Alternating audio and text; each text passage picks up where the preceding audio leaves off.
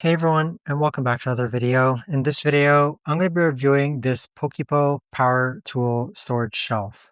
So I do want to thank Pokipo for actually gifting this to me. And so what we essentially have here is a three-decker tool shelf with, I think, the main feature being the drill organization that you see right down over here. So this took about 20 minutes for me to assemble. It was very easy. The instructions were very clear. On the side, you also have screwdriver holders. It includes an outlet on the side over here as well. As far as the three-tiered shelf goes, it's one, two, three, and you can hold multiple drills on the bottom hand side. This does measure about 30 inches wide and about 10 inches tall.